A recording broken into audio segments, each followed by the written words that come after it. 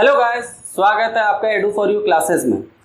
पिछले क्लास में हम लोग रासायनिक अभिक्रिया को जो है स्टार्ट किए थे, जिसमें हम लोग कुछ बातों को जो है समझे थे कि रासायनिक अभिक्रिया क्या होता है। आज हम लोग जो है संतुलित अभिक्रिया देखेंगे कि संतुलित अभिक्रिया होता क्या है। तो संतुलित अभिक्रिया क्या है कि रिएक्शन से पहले यानी अभिकारक और उत्पाद में नंबर ऑफ एटम्स जो है वो क्या होने चाहिए, बराबर होने चाहिए। यानी कि अगर इधर 5 है तो दूसरे साइड भी क्या होना चाहिए, 5 होने चाहिए। आइए अब समझने की कोशिश करते हैं कि इसको कैसे जो है रिएक्शन को, किसी भी रिएक्शन को संतुलित या बैलेंस कैसे करेंगे, इस चीज को हम लोग यहाँ पे समझेंगे। तो क्या लिखा हुआ, आपको द्रव्यमान के संरक्षण का नियम स्मरण होगा, जो कि आपने जो है 9वीं कक्षा में अध्ययन किया है। तो द्रव्यमान संरक्षण का नियम क्या कहता है कि द्रव्यमान संरक्षण का नियम कहता है किसी भी रासायनिक अभिक्रिया में द्रव्यमान का ना तो निर्माण होता है और ना ही विनाश।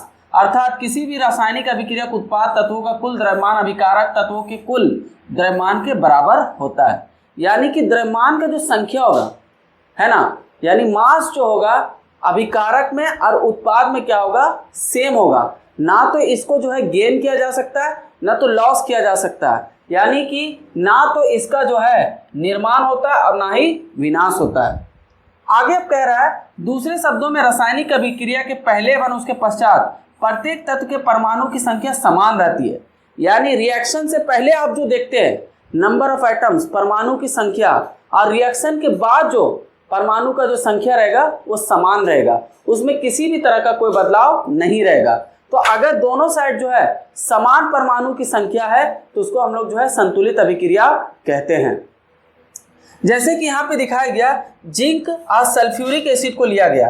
अब आप ध्यान दीजिएगा, रिएक्शन से पहले हम लोग क्या बोलते हैं, मैंने बताया था पिछले क्लास में LHS, और रिएक्शन के बाद वाले साइड को क्या बोलते हैं, RHS। अब यहाँ पे कौन कौन सा एलिमेंट है पहले हम उसको लिखते हैं, जिंक है ना, फिर हाइड्रोजन है, सल्फर है और ऑक्सीजन है। अब यहाँ पे रिएक्शन से पहले जिंक कितना है, 1 है ना, हाइड्रोजन कितना है, 2 है, सल्फर कितना है, 1 है, और ऑक्सीजन कितना है, 4। अब रिएक्शन के बाद आप देखिए, जिंक कितना है, 1 है ना, सल्फर कितना है, 1 है, ऑक्सीजन कितना है, 4 है, और हाइड्रोजन कितना है, 2 है। तो आप जो है क्या बोल रहा है, समीकरण को जो है तीर के निशान के दोनों और तत्वों परमाणु की संख्या की तुलना करें।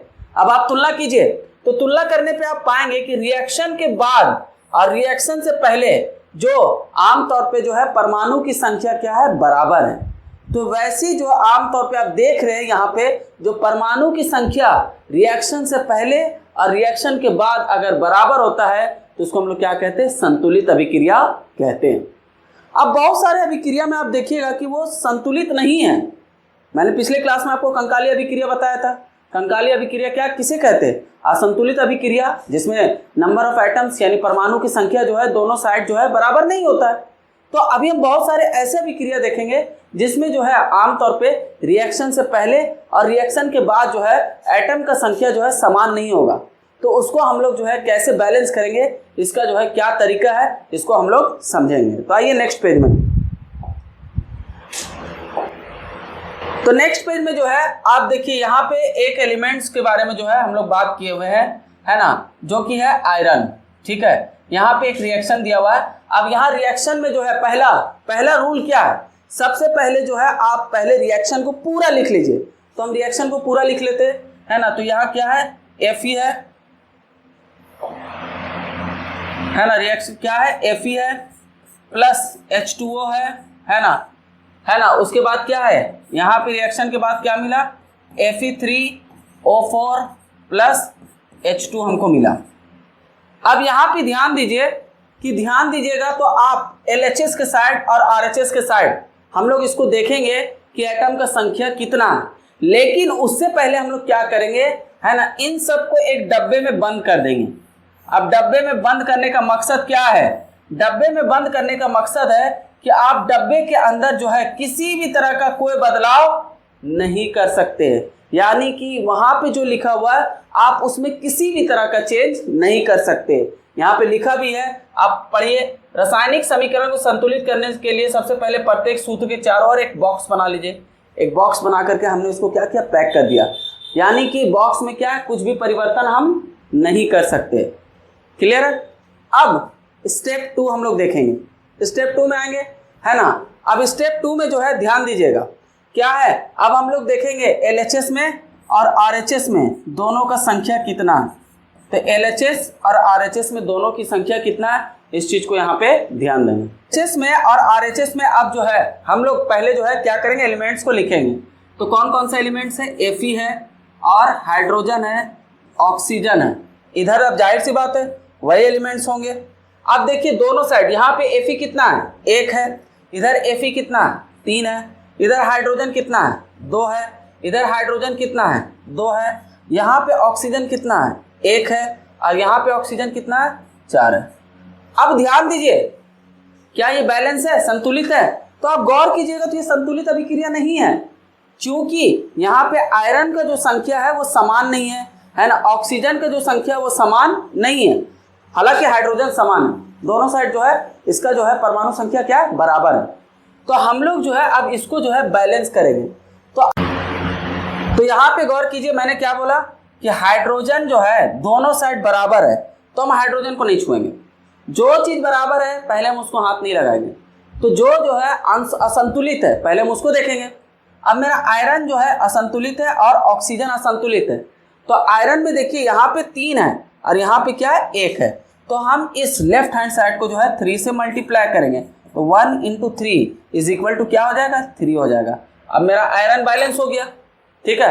आयरन तो बैलेंस हो गया, लेकिन अभी भी एक ऐसा एलिमेंट है जो अनबैलेंस है, ऑक्सीजन, है ना। तो अब गौर कीजिए, ऑक्सीजन जो है यहाँ पे 4 है और यहाँ पे 1 है। अब बात समझिए, अगर ऑक्सीजन को यहाँ पे हम लोग कम करते हैं तो डिवाइड करना पड़ेगा, जिसके वजह से मेरा फिर आयरन जो है क्या हो जाएगा, अनबैलेंस हो जाएगा। तो हम लोग क्या करेंगे, हम लोग दूसरा जो है हाइड्रोजन और ऑक्सीजन यहाँ पे चेंज, यहाँ पे क्या करेंगे, हमको जो है कितना चाहिए, 4 चाहिए। तो यहाँ पे जो है हम 4 से मल्टीप्लाई कर देंगे। तो 4 से जब मल्टीप्लाई करेंगे, है ना, तो क्या हो जाएगा, 1 × 4 इक्वल टू कितना हो जाएगा, 4। अब ऑक्सीजन तो मेरा 4 हो गया, लेकिन 4 × 2 करने की वजह से मेरा हाइड्रोजन कितना हो गया, 8 हो गया। अब हाइड्रोजन 8 हो गया, इस side left hand side hydrogen क्या है, 8 है, और इस साइड जो है हाइड्रोजन कितना है, 2 है। अब क्या करेंगे हम लोग, इस साइड भी जो है 4 से मल्टीप्लाई कर देंगे। तो 4 × 2 कितना हो जाएगा, 8 हो जाएगा। अब इस तरीके से एक बार हम लोग जो है प्रॉपर लिख लेते हैं कि जो बैलेंस किए हैं, है ना। आइए हम लोग इसको एक प्रॉपर तरीके से जो है लिख लेते हैं कि बैलेंस करने के बाद क्या दोनों साइड, लेफ्ट हैंड साइड और राइट हैंड साइड हमारा बराबर आया कि नहीं, आइए देखते हैं।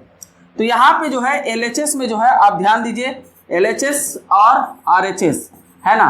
तो बैलेंस करने के बाद Fe जो है यहाँ पे देखिए 3 है और यहाँ भी Fe कितना है, 3 है। तो मेरा आयरन जो है बैलेंस हो गया। अब दूसरा एलिमेंट्स को देखेंगे, 4 × 2 हाइड्रोजन मेरा कितना हो गया, 8 हो गया। इधर कितना हो गया, इधर मैंने मिटा दिया गलती से, है ना। तो यहाँ पे क्या था, 4H2 था, है ना। तो मेरा जो है 4 × 2 इज इक्वल टू कितना हो गया, 8 हो गया। तो मेरा हाइड्रोजन भी दोनों साइड क्या हो गया, बैलेंस हो गया। अब ऑक्सीजन देखते हैं, 4 बन जा 4, तो ऑक्सीजन कितना हो गया, 4 हो गया। इधर देखिए ऑक्सीजन कितना है, 4 है। तो अब देखिए ये जो है दोनों साइड, यानी कि अभिकारक साइड और उत्पाद के साइड जो है दोनों क्या हो गया, बराबर हो गया। और ऐसे अभिक्रिया जिसमें परमाणु की संख्या दोनों साइड समान हो जाए, वैसे अभिक्रिया को जो है हम लोग क्या कहते हैं, संतुलित अभिक्रिया कहते हैं। चलिए एक और एग्जांपल से समझते हैं, है ना। तो अगर आप एक्सरसाइज में अगर देखेंगे तो एक एग्जांपल है ना, तो उसको जो है आप बनाने की कोशिश कीजिए। या अभी हम लोग जब डिफरेंट तरह का जो है रिएक्शन, अलग अलग तरह के अभिक्रिया देखेंगे, तो हम लोग जो है उसमें देखेंगे कि कैसे जो है बैलेंस किया जाता है। तो आइए नेक्स्ट पेज में जो है अब हम लोग देखते हैं रासायनिक अभिक्रिया के बारे में जो है समझते हैं, है ना। तो अभी हम लोग जो है बैलेंस इसको कर लिया, है ना, कि कैसे जो है बैलेंस होगा, इस चीज़ को हम लोग देख चुके हैं। तो आइए रासायनिक अभिक्रिया, ये सबसे इंपॉर्टेंट टॉपिक है इस चैप्टर का, है ना। डिफरेंट तरह के जो है अभिक्रिया होते हैं, हम लोग इस चीज़ को जो है देखने वाले हैं, है ना। तो पहला जो है क्या है, रासायनिक अभिक्रिया में पहला जो है वो है संयोजन अभिक्रिया, यानी कि इंग्लिश में इसको बोलते हैं कॉम्बिनेशन रिएक्शन। तो संयोजन अभिक्रिया क्या होता है, एकदम इजी लैंग्वेज में आपको मैं समझाता हूँ। तो क्या होता है कि जब दो अभिकारक A और B, मान लो दो अभिकारक हैं, 2 या 2 से ज़्यादा भी हो सकते हैं। तो 2 अभिकारक मिलके क्या करते हैं, एकल उत्पाद का, मिल करके एकल उत्पाद का निर्माण करते हैं। यानी कि 1 और एक क्या हुआ, 2 या 2 से ज़्यादा, 2 या 2 से ज़्यादा अभिकारक मिलके एकल उत्पाद का निर्माण करते हैं, उस अभिक्रिया को संयोजन अभिक्रिया कहते हैं। याद करने की कोई जरूरत नहीं, यहाँ सिंपल सा लिखा हुआ है कि 2 अभिकारक मिलके जो है एकल उत्पाद का निर्माण करते हैं, तो वैसे अभिक्रिया को क्या कहते हैं, संयोजन अभिक्रिया कहते हैं। आइए एग्जाम्पल से समझने की कोशिश करते हैं। मान लीजिए कि जो है आप जो है कैल्शियम ऑक्साइड एक बॉक्स में ले लेते हैं। क्या अभिक्रिया, जैसे कि यहाँ पे क्रियाकलाप में बताया गया है कि एक बीकर में जो है आप क्या ले लीजिए, कैल्शियम ऑक्साइड ले लीजिए। तो चलिए हमने कैल्शियम ऑक्साइड ले लिया, है ना। अब उसको क्या बोल रहा है कि उसमें जो है धीरे धीरे करके पानी मिलाना शुरू कीजिए, मिलाना शुरू कर दिए, है ना। तो पानी मिलाएंगे हम लोग, है ना, H2O, है ना। तो क्या हुआ, रिएक्शन किया और क्या मिला, कैल्शियम हाइड्रोक्साइड हमको प्राप्त हुआ। इसको हम लोग क्या बोलते हैं, बुझा हुआ चूना बोलते हैं, और इसको जो है इसको बोलते हैं बिना बुझा हुआ चूना, और इसको बोलते हैं बुझा हुआ चूना। अब गौर कीजिए क्या है, मैंने क्या कहा, जब 2 अभिकारक मिलके एकल उत्पाद का निर्माण करते हैं, 2 अभिकारक यहाँ पे मिले और उत्पाद कितना बना, 1 बना। तो वो अभिक्रिया जिसमें 2 अभिकारक मिलके एकल उत्पाद का निर्माण करते हैं, तो वैसे अभिक्रिया को संयोजन अभिक्रिया कहते हैं। यहाँ पे बोल रहा है कैल्शियम ऑक्साइड तथा जल मिलकर एकल उत्पाद कैल्शियम हाइड्रोक्साइड बनाते हैं। कैल्शियम ऑक्साइड और जल मिलकर के क्या करते हैं, कैल्शियम हाइड्रोक्साइड का निर्माण करते हैं। ऐसे अभिक्रिया जिसमें 2 या 2 से अधिक अभिकारक मिलके एकल उत्पाद का निर्माण करते हैं, उसे संयोजन अभिक्रिया कहते हैं।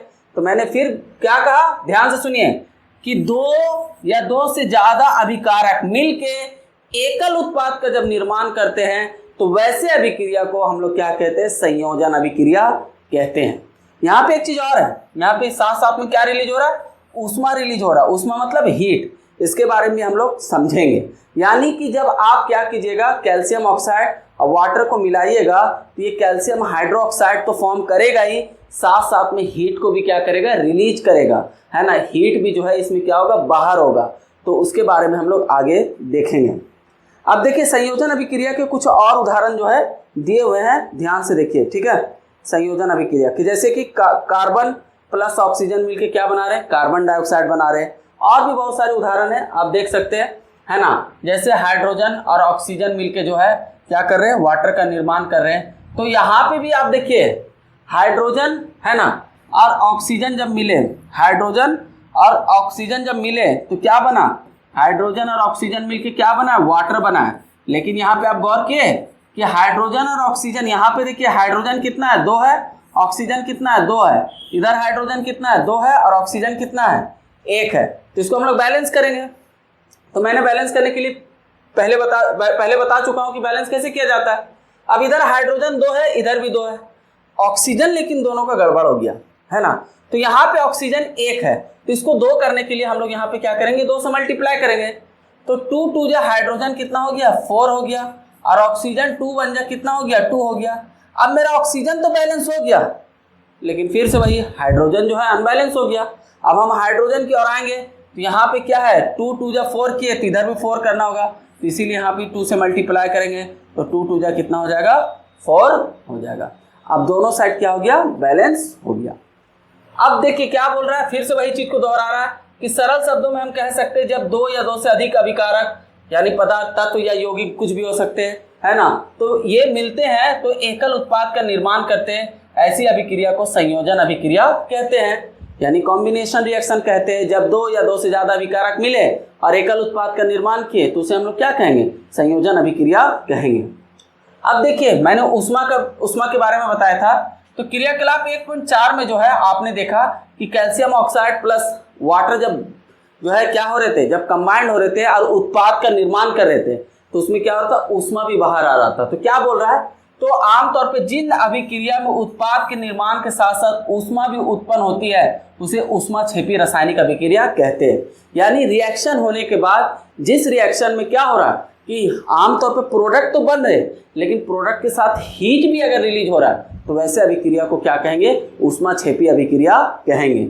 एग्जाम्पल बहुत सारे दिए हुए, जैसे मीथेन को ऑक्सीजन के साथ रिएक्शन किए तो कार्बन डाइऑक्साइड, वाटर और ऊर्जा जो है, उष्मा जो है क्या होगा, हीट जो है बाहर आएगा, है ना। हम सभी जानते हैं, जैसे आप यहाँ पे देखिए श्वसन अभिक्रिया जो है, यानी सांस लेने की जो प्रक्रिया है उसमें भी क्या होता है, हीट जो है बाहर आता है, तो उसको भी हम लोग क्या कहेंगे, ऊष्माक्षेपी अभिक्रिया कहेंगे।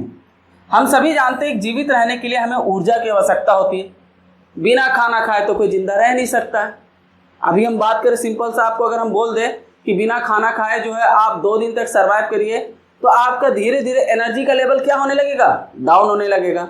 तो क्या कह रहा है कि हम जो है बिना खाना खाए जीवित रह नहीं सकते, या ऊर्जा जो है हमें जो है, अब हमको जो है इसके लिए एनर्जी चाहिए, और ये एनर्जी हमको कहाँ से मिलेगा, खाने से मिलेगा। और खाना जो हम लोग खाते हैं इसमें बहुत सारी चीज़ होते हैं, चावल, आलू, ब्रेड, ये सब खाते हैं। तो ये सब में जो है क्या पाया जाता है, कार्बोहाइड्रेट पाया जाता है। और ये कार्बोहाइड्रेट के टूटने से, जब कार्बोहाइड्रेट टूटता है तो ग्लूकोज जो है हमको प्राप्त होता है, जिसके बारे में डिटेल से आप जो है चैप्टर नंबर जो है आगे जो बायोलॉजी का जैव प्रक्रम चैप्टर है उसके बारे में डिटेल से पढ़ेंगे, है ना, कि कैसे जो है ये टूट करके जो है हमको एनर्जी देता है। तो सिंपल से यहाँ पे बताया गया है, कार्बोहाइड्रेट के टूटने से ग्लूकोज प्राप्त होता है, या ग्लूकोज हमारे शरीर की कोशिका में उपस्थित, जो हमारे शरीर में कोशिका में जो उपस्थित ऑक्सीजन रहता है उसके साथ मिलके क्या करता है, हमको एनर्जी, ऊर्जा देता है ना। इस अभिक्रिया को क्या कहते हैं, श्वसन के नाम से जो है हम लोग जानते हैं, जिसके बारे में मैंने क्या कहा कि आगे के चैप्टर जैव प्रक्रम में जो है आप इसके बारे में डिटेल से पढ़ेंगे कि किस तरीके से हम लोग फूड लेते हैं, फूड का पाचन कैसे होता है, ऑक्सीजन के साथ कंबाइंड कैसे होता है, हमको एनर्जी कैसे मिलता है, इनके बारे में जो है हम लोग डिटेल से जो है चैप्टर 5 में जो है पढ़ेंगे। आगे देखिए, आगे बताया जा रहा है साग सब्जी का विघटित होकर कंपोस्ट बनना भी ऊष्माक्षेपी अभिक्रिया का ही उदाहरण है। साग सब्जी, जैसे कि बहुत सारे घर में जो कचरे बच जाते हैं, या फिर जो है खाना बच गया, या फिर जो पत्ते पेड़ से गिरते हैं, इन सब को जो है ना, क्या किया जाता है, एक गड्ढे में डाल दिया जाता है, और इसमें भी क्या होता है, ये धीरे धीरे करके कंपोस्ट में परिवर्तित हो जाता है। ये अभिक्रिया को भी जो हम लोग ऊष्माक्षेपी अभिक्रिया के नाम से जानते हैं। तो अभी जो है हम इनका सारांश अगर करें, समराइज करें, तो हम लोगों ने 2 चीज़ सीखा। पहला जो है संयोजन अभिक्रिया। संयोजन अभिक्रिया क्या होता है, संयोजन अभिक्रिया उसे कहते हैं जिसमें 2 या 2 से ज़्यादा अभिकारक मिलके एकल उत्पाद का निर्माण करते हैं, उस अभिक्रिया को संयोजन अभिक्रिया कहते हैं। कुछ संयोजन अभिक्रिया मेनली जो है क्या होता है, हीट जो है रिलीज होता है, और वो अभिक्रिया जिसमें, है ना, क्या होता है, पदार्थ जो है रिएक्शन करके जब प्रोडक्ट बनता है, आप प्रोडक्ट के साथ साथ ऊष्मा अगर रिलीज होता है, तो वैसे अभिक्रिया को ऊष्माक्षेपी अभिक्रिया के नाम से जानते हैं। तो आगे जो है हम लोग जो है वियोजन और विस्थापन और द्विविस्थापन जो है अगले वीडियो में समझेंगे। अगर यहाँ तक आपको जो है समझ में आए तो वीडियो को लाइक करें, चैनल को सब्सक्राइब करें, और अगर ऐसा कोई बात जो या ऐसा टॉपिक जो आपको समझ नहीं आया हो तो आप जो है कमेंट करेंगे, नेक्स्ट क्लास में उसको क्लियर कर दिया जाएगा। Thank you class.